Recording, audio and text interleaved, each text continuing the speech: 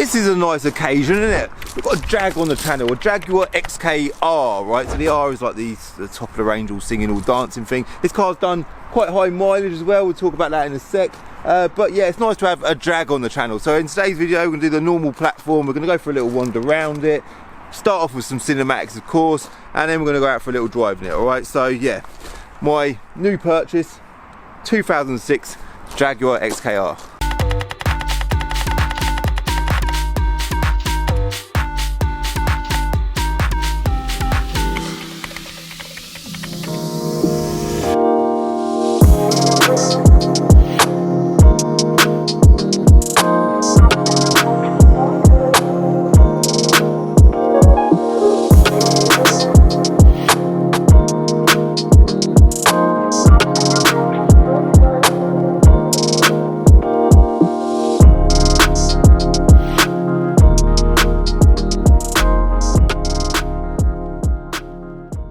Ladies and gentlemen, we have a Jag on the channel. Jag. See, that's what that's how Jeremy Clarkson once said it in one of his videos.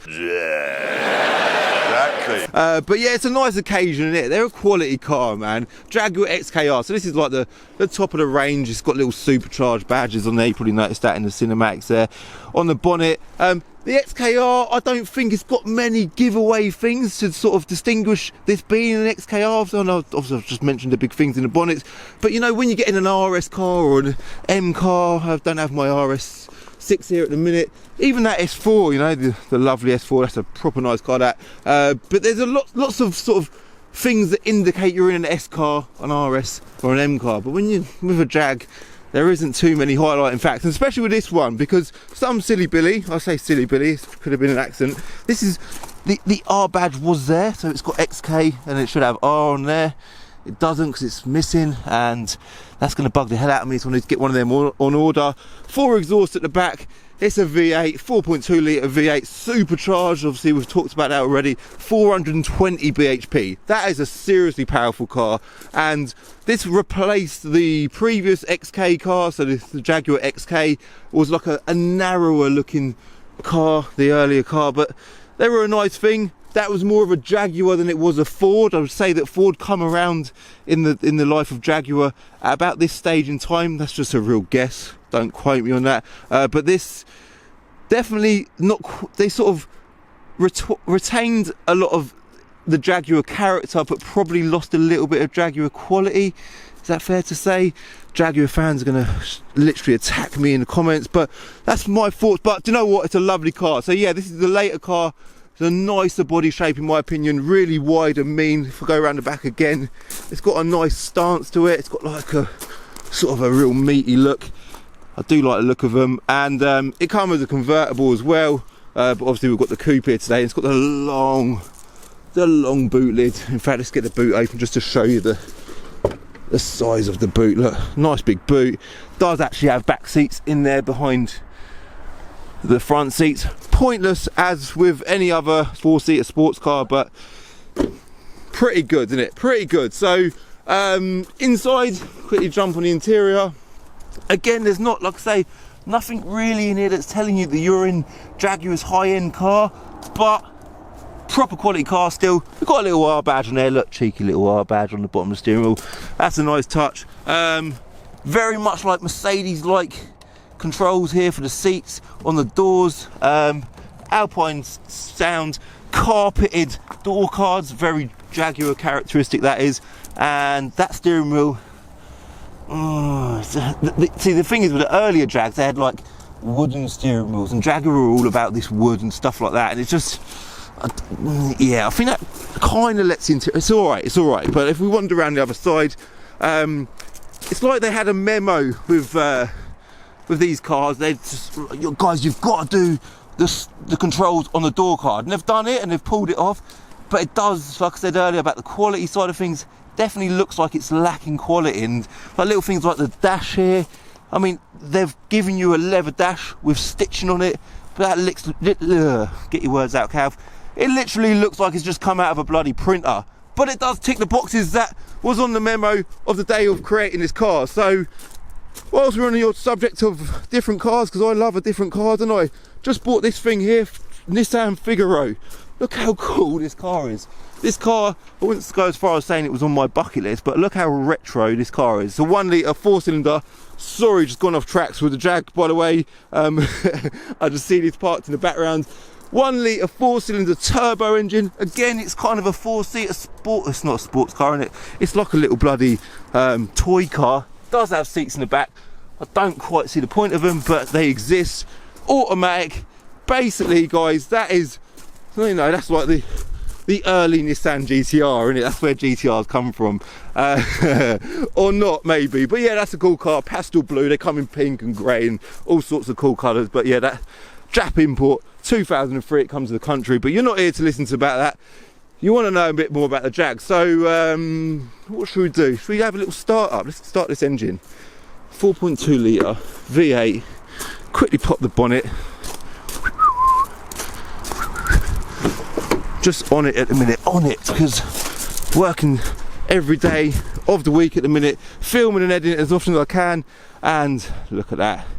Again, retaining that character. The bonnet opens in that direction rather than most bonnets, like that Corsa, for example, opens from the front upwards. I like that. I love it that they kept that. And then we've got big words saying supercharged on the top of the engine there. 4.2 litre V8. And then I'm going to remind you that car is 420 bhp, which is seriously impressive. So hop back inside. Seats, yeah, it does have leather seats. I'm not sure about the quality of that leather, but it does look quite nice in here. So I'm not going to criticise it too much. Engine start and stop button, a keyless key. I love a keyless key. Doesn't start. There you go. Press and hold it. It is warm, by the way, before the heroes jump out. Nice little purr. It's all stock and standard, nothing's been tampered with, so it's quite impressive to know that it sounds as good as that from the factory. Listen to that. That sounds amazing, man. That sounds bloody amazing. So we're going to do the usual thing. I'm going to get that Figaro out of the way, jump in the driver's seat of this, get my GoPro set up in the front window, and we're going to go for a little drive, all right? So what I've done is I've put the gearbox into sports modes, turn the traction control off. We're in manual mode as well. So we're using the paddles behind the steering wheel. And I didn't want to say it before I drove this car because I wanted to test it before I drove it. But the gearbox is, I've driven a later Jaguar Xkr, so the same body, but a facelift car. They facelifted them in about 2010, I think. There or thereabouts. They've actually got the 5 litre V8 supercharged engine, like the same as what they've got in the SVR Range Rover. 500 brake horsepower they are. Amazing car. I've driven one of them and I was so impressed with that car. So it looks identical to this, just a little subtle facelift. And when I drove that car, one of the things that I was really impressed with was the gearbox. So it's a 6-speed ZF gearbox, and I just was a bit unsure if this might have a different gearbox. And it's got the same gearbox. And it's so good, it feels so strong, it feels really on point. For an old car as well, you've got to consider that this is a 2006 car. It feels so good. Now, look, really on point, does as it should, does as you tell it, and it's exactly what you want, isn't it, when you're having a bit of fun in your 4.2 litre V8 supercharged Jag. So, let's get past this guy here, thank you, sir. Cutting down the old trees, aren't they? Thank you. Now, I have possibly knocked the quality of the car slightly. Not possibly, I definitely have, haven't I? And little things like the roof line, you can see that's sagging a little bit. But little things like that, little things that let the quality down, definitely. But the way these things drive is so impressive. After I've got out of the car and I've just had a little tear up in it, the things that I think about really are, have I just had a great time in that car? And secondly, as strange as this sounds, does it have a lot of character visually, right? And I think this car, that sounds random, I know, but I do love the look of a car. I love the bloody look of a car. This car definitely looks good. I know it's sort of targeted or suited to probably an older generation of people, but it definitely looks good, right? It's got a good presence to it. I like the way it looks. Little touches, like I say, the grills on the bonnet, the wheels as well. They're quite a nice set of wheels. They set it off nicely. But second to that, more importantly, the way it drives, right? Rear wheel drive, V8, supercharged. When you put your foot down, I'm sure you've noticed already, you've got loads of noise coming out the exhaust at the back, little crackles and stuff. And it is, it's back end a little bit there, I can feel it sketching around a little bit. It is great fun, and it's just as fun as I remember the 5 litre one being.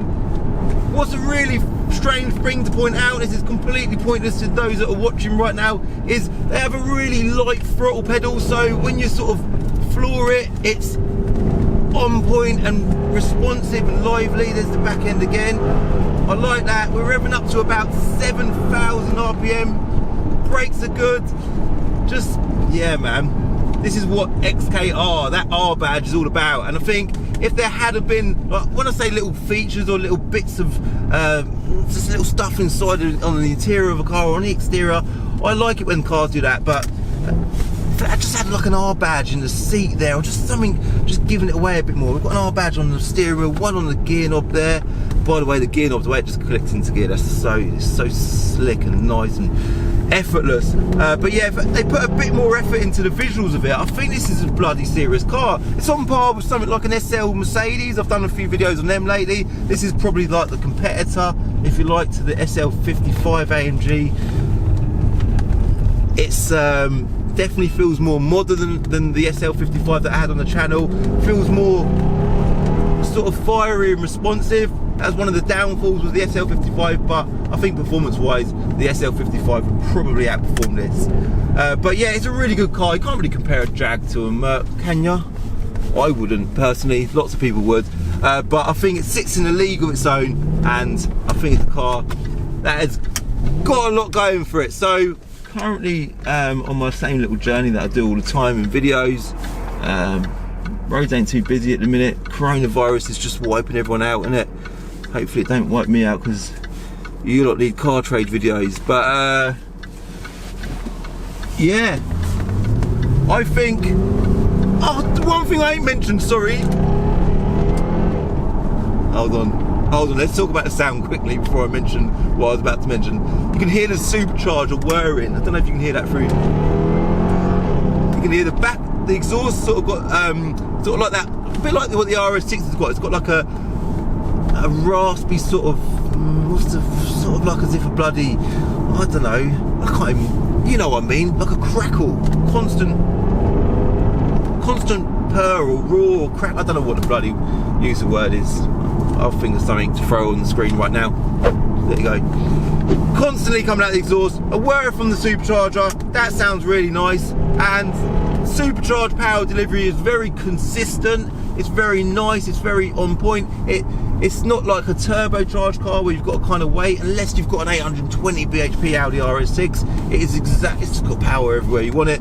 But turbos obviously lag. Superchargers don't lag at all. I don't feel like they do anyway.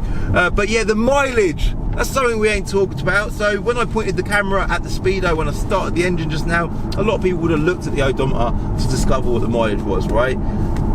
This car has done 135,000 miles, so it ain't horrendous mileage, but it is on the high side. This is kind of like a prestige car, and on the car market, when you're trying to sell this type of car, you would think that it wouldn't have a lot of demand. Yeah, that's true. A lot of people say I would never buy a high mileage Jag, because the type of guy that's going to buy a Jag is going to be a sensible guy that's going to want one with low mileage, right? That's the theory. But I've got a good feeling that by the time this video goes live, this car will be sold. In fact, I'll let you know right now. Bloody hope it is sold.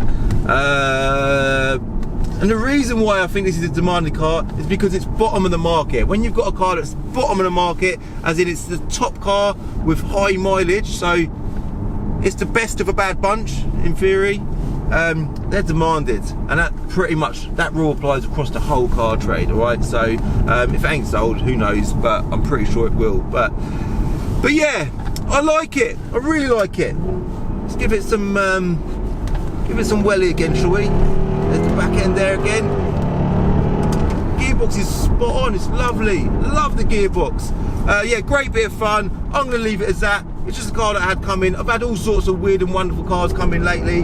This is what I like to buy. I like to experiment and experience different types of cars. I don't just buy run-of-the-mill stuff because that would be boring. I am proper passionate about cars like most of you lot are. I love cars, man. I want to experience everything going on the road. So that's why I stock this type of thing. So if you're new to my channel, this is a diary of a car trader. I'm obviously Calvin, my car diary. Does exactly what it says on the tin. 2 videos a week, every Wednesday and Sunday at 6 o'clock. So make sure you hit subscribe, you silly Billy. No, I'm joking, you're not a silly Billy really, alright? You feel free, you don't have to hit subscribe. But do definitely give me a follow on Instagram at Calvin's Car Diary, because I have a lot of stuff going on my Instagram all the while. And hit like as well, yeah? Hit like if you like the video. And I'll see you in my next video, alright? Bye. In the next episode of Diary of a Car Trader. Right, so today I'm going to be doing a video that I keep getting asked to do, and it's finally happening. A comparison between my 700 bhp BMW M6 and my 800, sorry about the wind by the way, it is bloody windy, and my 820 bhp Audi RS6.